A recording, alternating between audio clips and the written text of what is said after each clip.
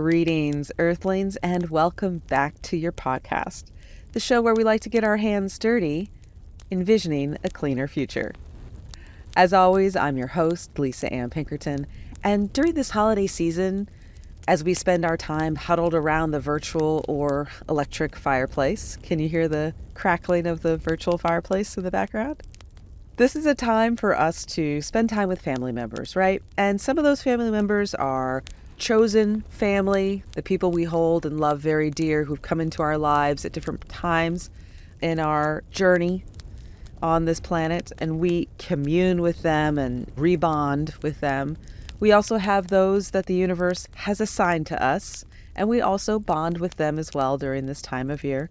And we wanted to take this moment to introduce you to two women who are like sisters from another mister to me. They're my chosen family. And it's the dynamic duo behind the podcast Trash Magic. But first, a heartfelt thanks to all of you Earthlings who tune in every week. Thank you for your support. If you're enjoying the content, please consider giving us a gift this season of a review. You don't even have to write any words. Just give us some stars. That's going to help us get the word out to more people such as yourself and spread the word of the knowledge that these incredible guests have to share. Today, we're excited to dive into the wonders of Trash Magic, a podcast hosted by the dynamic duo of Sara Fuentes and Oakley Fast. I met them through the Sisterhood of Women in Clean Tech and Sustainability. And what I love about Trash Magic is that it shines a spotlight on this hidden value of what we discard. And their episodes are this lovely blend of education and entertainment, and they really unravel the complexities behind the circular economy, like recycling and waste management and, plastic pollution and like, what the heck do I do with this? So for me, it's like the view for the circular economy.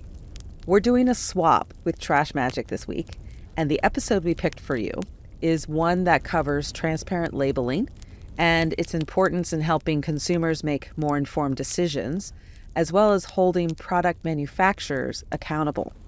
If you enjoy this episode, please head over to their feeds, give them a follow, and download some episodes to hear more trash talk.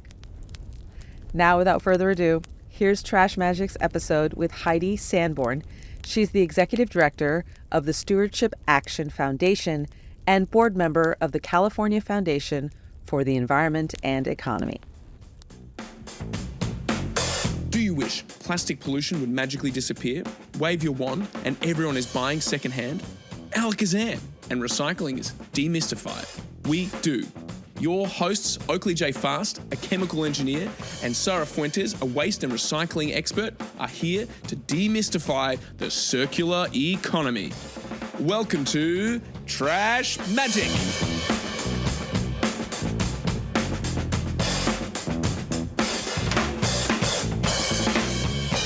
Hey everyone, I am thrilled by this guest today. She is making some incredible, real progress in the circular economy. The circular economy is becoming real and tangible, thanks to you, Heidi, today, which is amazing. So Heidi is the founding director of both the California Product Stewardship Council and the National Stewardship Action Council. These are two leading organizations that advocate for an equitable circular economy.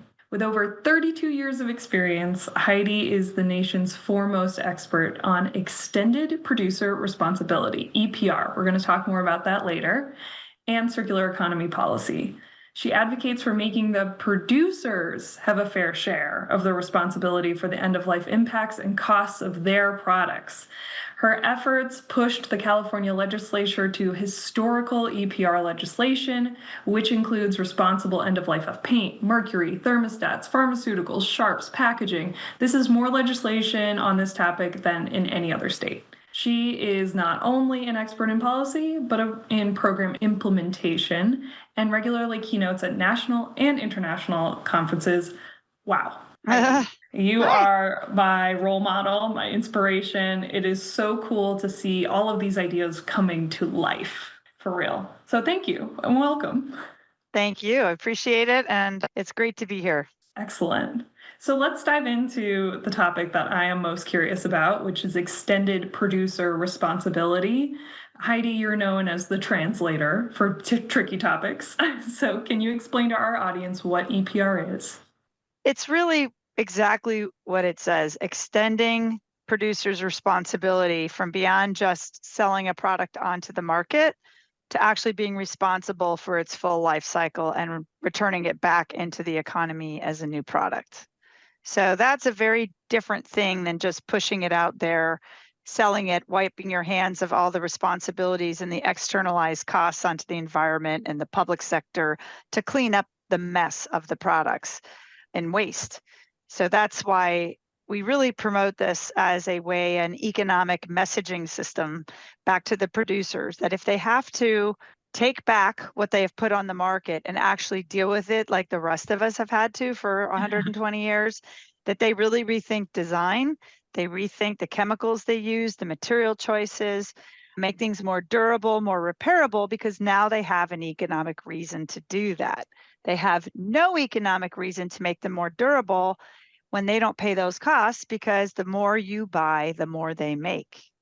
So this literally is righting the ship on a free market economy, because when you have a free market economy, you have competition, but you also have whole cost accounting. So the customer can see the full life cycle costs of the product at purchase.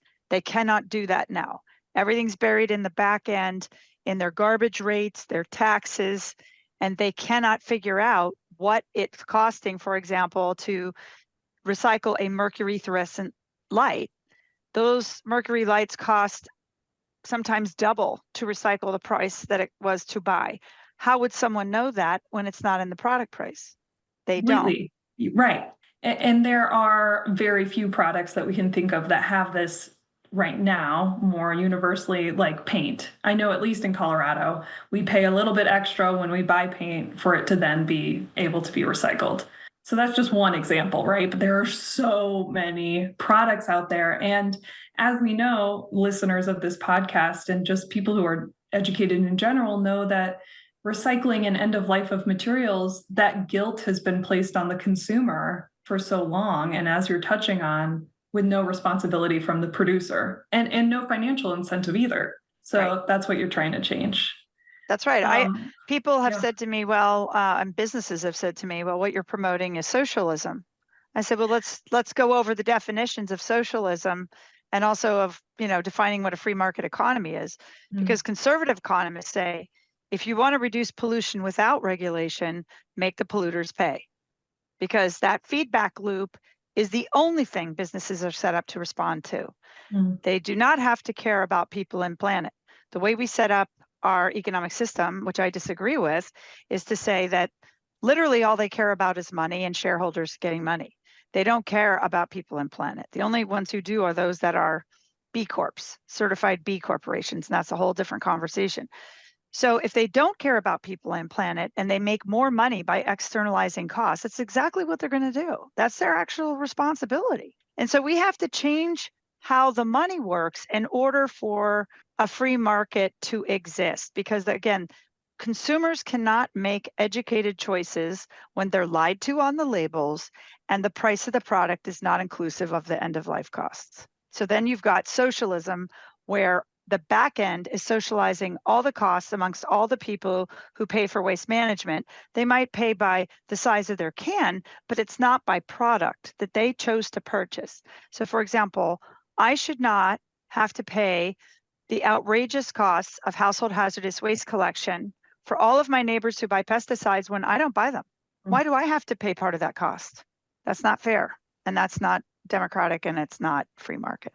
So right now, the hazardous waste disposal is being paid through taxes, or what is that structure like right now? It depends on where you live. In California, mostly it is garbage rates. And the costs, I'm doing a study right now that is going to be released soon in public, so I can't speak too much to it except to tell you that at least in one large community, we have only less than 2% of the households participating. The costs are up to the hundreds of dollars a gallon. The cost between even the three haulers that collect this stuff is literally hundreds of dollars. spread per drum. There's literally no accountability. It is and there's no metric that we can find that is actually being hit. Convenience, cost effectiveness. Who would set up a program that costs millions of dollars and gets 2%? And these are the most toxic products. These are the things that people will throw in the trash when they cannot spend an hour and a half of their life in line waiting for a 2-day a month event to come to their neighborhood, burning gasoline. I mean, environmentally, I'm not sure it's that much better. And so they throw things in the trash, and then our workers are exposed to these things. Yeah, exactly. Whether at the landfill or at the recycling center, if they throw it in the recycling bin. So we've got a lot of work to do up and down the entire waste system.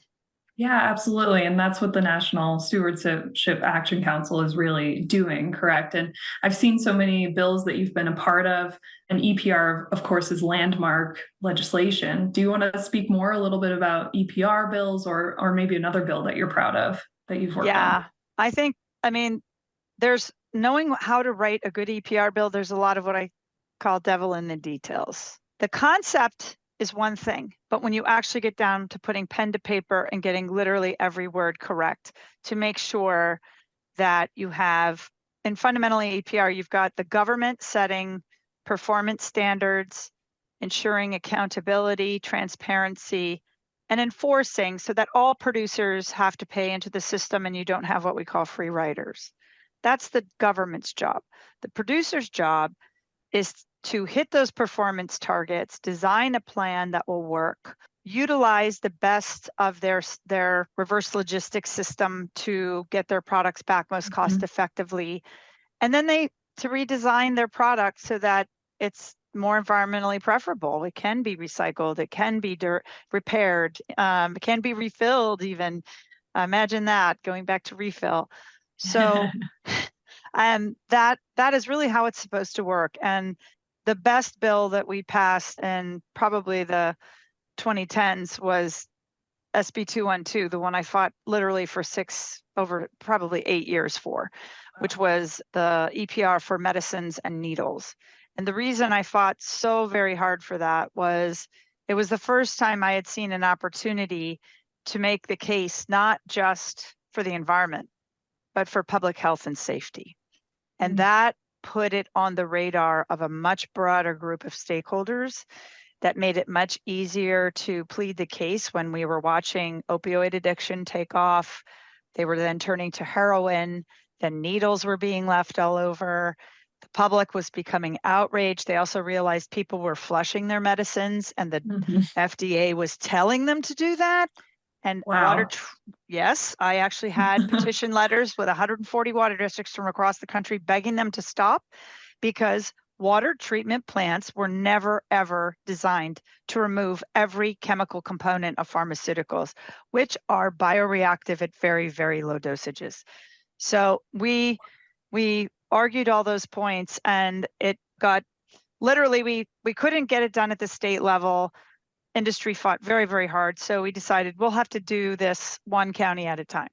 So we can't outrun them with money. We're going to out-strategize them. So we started taking on one county at a time. It started with Alameda. They passed the first pharmaceutical take-back ordinance. Pharma challenged them. It went all the way through the Ninth Circuit up to the U.S. Supreme Court, and we won. And they claimed, I was on national NPR talking about this, and their attorney said, well, the poor people of Tennessee shouldn't have to pay for the fancy pill program of Alameda. They thought it was a violation of the Interstate Commerce Clause, and it wasn't. So there you have it. So we actually paved the rules of the road legally so that every single local government in this country had the authority to take action against producers and make them pay for end of life of their product if we could make that health and safety nexus. And I used to think that was a much narrower list. It was mostly just hazardous waste. But because of the latest science on microplastics, the chemicals in these plastics, they're in our bodies, they're in placentas, they're in our brain. I believe, can very strongly make the case that plastics also fit into this category and other things. So I think we have, and the reason I like to go local when I can't get the state or the national The most lobbying and the most influence companies have is really at the national level. Lesser so at state, because not every state hosts an industry, but they have the least influence on local governments because local governments are so very close to their constituents. They're their neighbors. They're rattling their cage all the time. So, and you don't often have those industries in that county. Although Alameda did have Bayer and some others that did, have concerns, of course, but it passed. Bayer didn't leave Alameda County, which was apparently something that was suggested, and other things. So we went through that and then did 12 other ordinances over years to drive industry to the table. And the last county to go was going to be Los Angeles. We had 6 hearings at the county supervisors before they agreed to negotiate at the state level. And now the producers have rolled out medicines and needle take back statewide in California. And I even got into the bill that if their mail back program didn't work on needles, because I wanted drop off bins, that they'd have to reimburse local governments for any needle that showed up in an HHW facility, because that means that their program was failing. And the first check I just saw from Contra Costa County was that they got a $32,000 check from the Med Project for just 1/2 of a year, just for needles. So you can imagine how much money that is saving across the state. That can be used for everything else, other household hazardous waste, other, composting. But why should everybody be paying for this? It's not fair. Yeah. And we don't want them laying all around either. No, of course not. And I really think that no matter who you are, you care about your own health and your children's health and your family's health. And that includes clean air and clean water.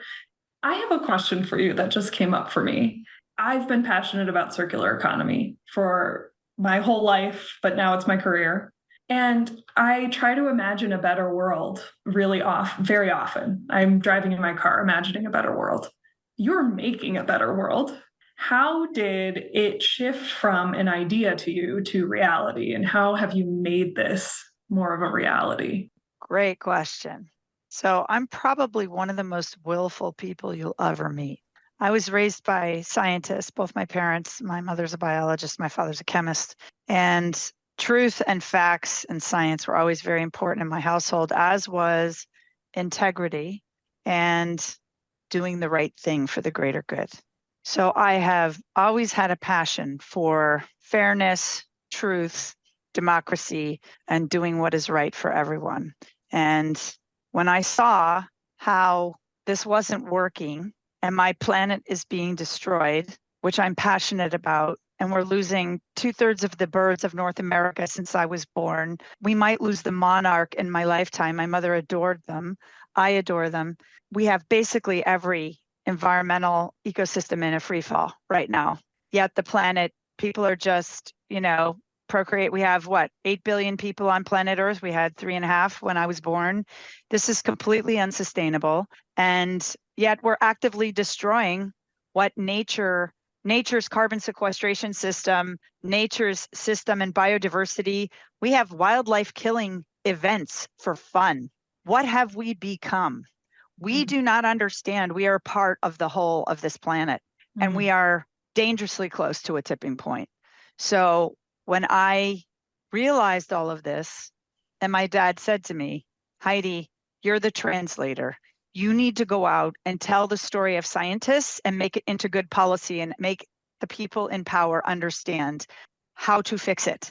And that has been my passion. And when I realized I had that in me and I was able to communicate, I'll tell you a little bit of a personal story as part of this. I was terrified to speak in public. Absolutely terrified. I had to work very, very hard to get over it. I will tell anybody out there, do not let fear get in your way. If you have a passion, if you have something you can do, some gift, do not let fear get in your way. Feel the fear, do it anyway, and eventually it becomes easier and easier and easier. Now I love it, but that's to say that everybody has gifts. Everybody has something they can do to help. And a lot of people don't lean in and own it and hold their ground. And I've noticed too that our society, and especially different cultures as well, are more hesitant to lean in. But the way I look at it, I am fighting for the future of this planet.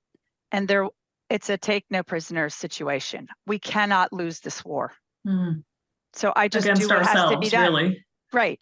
And Right. so we're out of time. We've got to move. I'm going to go. And basically it's help me or get out of the way. And if I'm trying to save the planet and you're getting in the way, then we're going to have a conversation, and it's going to be very honest, and it might be a little painful because I'm trying to literally make sure the next generation is not suffering with the way I think they're going to because of the horrible decisions that we're making today. So that's where I come from. And I just decide when I don't see it happening the right way, like I was in government and I could tell there was not a good advocate out there for this. I just decided I'm forming a nonprofit with local governments who care about this stuff, and we're all going to work together. And that's what we did. And we've moved mountains. We've changed the course of waste management in the United States because California's 40 million people. We're the largest market. We're now the 4th largest economy of the world.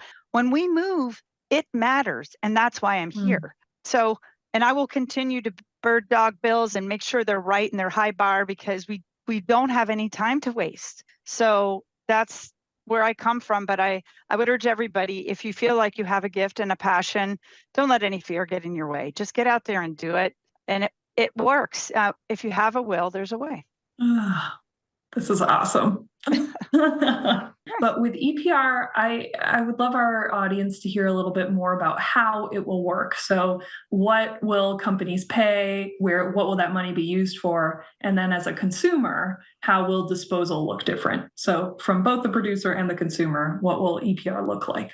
From the producer side, again, it's devil in the details of how the bills are written. But my belief and how it should work is that producers earn the right to run the program only when they're paying internalized cost of doing business. So meaning the producers form a nonprofit, they assign costs to each other based on the volume they sell into the market, the environmental impacts of that product. So for example, if one company's designing a more durable product that will only come back every 10 years instead of every 5, they have a lesser fee associated with that because that's an eco-design element. And then they contract to run the program. So they set it up, they figure out how we're going to get the stuff back, how is it going to be recycled and repurposed, refilled, whatever it is. And they contract with operators like Waste Management, Republic to move the stuff around, and then also to get it to the right recyclers and get contracts and so forth. For the consumer, it really depends on the product. There are some products that are just so dangerous and hazardous. For example, marine flares. I think it's a product that should not even be sold. They are highly, highly dangerous. They burn at 1400 degrees. They're full of perchlorate, which is very, very polluting. They're explosive. They burn boats, but they're required to be on every boat in America for 3 years. And then at the end of the 3 years, what do you do with them? There is no end of life plan at all. So what are people doing? They can't bring them to a hazardous waste facility. They can't bring them to Coast Guard, although people have tried. So they chuck them into the water, and they're doing this all over the country, and that pollutes terribly. So now there's a reusable battery marine flare, a signal that has been approved. So we're very happy about that. But those are the kinds of things where you couldn't return it to a store where you bought it at West Marine. You can't take it back there. So that particular product, to me, you created something with 1800s technology that's that dangerous and polluting. You take it back and figure it out. And if nobody can, then we aren't using those anymore. So it depends on the product. There's consumable products, things like medicines that are consumable. They're just supposed to be gone, even though some you don't take because maybe you didn't want that many or whatever. But they're not planned to be left over. Same with paint. It's supposed to be used, but people have leftovers. So what do you do with it? That's a different issue than things that we know are coming back. Carpet's definitely coming back, and electronics.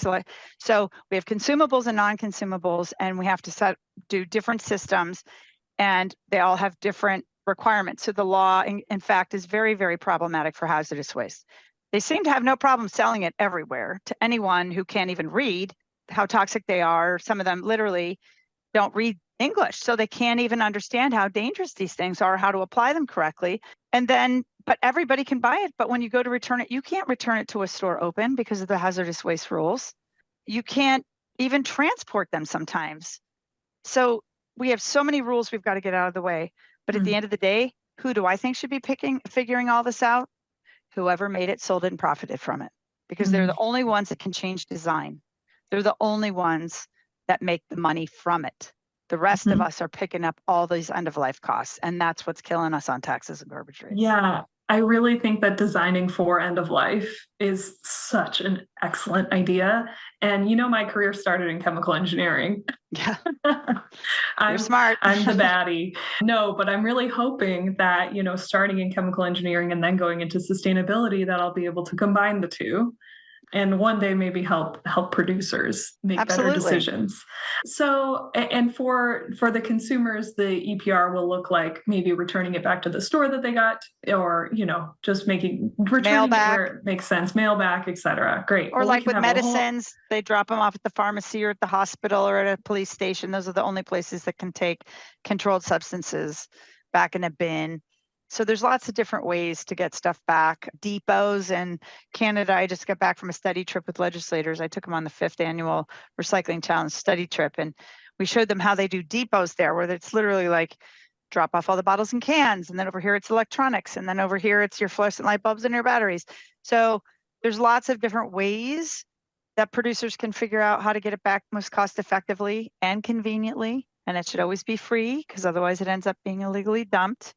But whatever it is, we always, always, always want free to the consumer at end of life and convenient with a public education program that is effective. So well over 80% of the public knows how to do it. Yeah. Wow. Yeah. I agree on those 3 points. So clear. Excellent. Well, Heidi, I could talk to you forever, but we have 2 final questions that we ask every guest. The first of which is, what is your experience with trash magic? I think for me, it's the magic of giving me a career I love. And my hope is that there won't be a need for me someday, that this will all have a home. Everything will be designed with end of life in mind. And there will be no need for trash anymore or trash talk. So that is my dream. But for me, it's a passion. I've been picking up litter in parks since I was 6 years old. I've never liked waste. I've always seen it as an abuse of Mother Earth. And if you've ever been to a landfill and seen, how I've literally watched them start to build them, and just watching the animals scatter as they're bulldozing and realizing how much habitat is being lost. And then we just destroy the earth by just throwing things in there that earth can't do anything, and lining with plastic, and methane comes out. It's just, this is not working. And we have to fix it. It's just not fair to leave this mess for the next generation. So well said.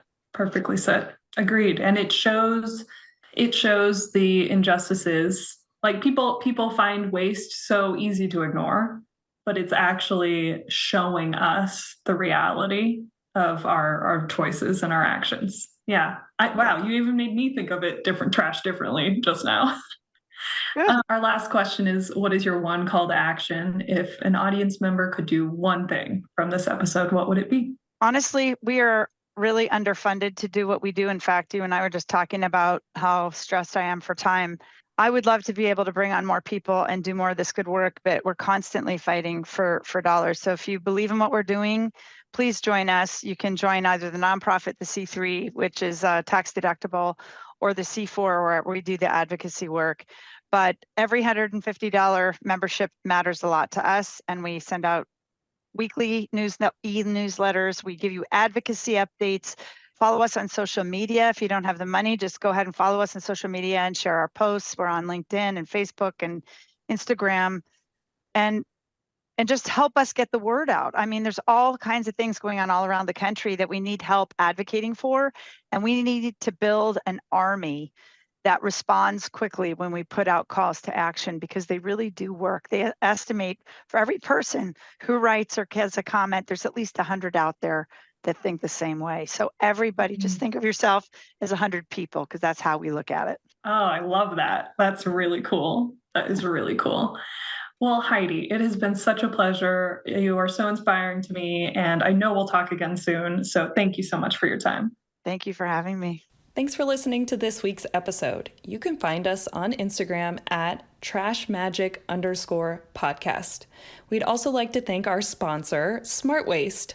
SMART stands for Save Money and Reduce Trash. Our values are people, circularity, and transparency. We can help you save money while reducing your landfill waste. Find us at smartwasteusa.com. See you next week.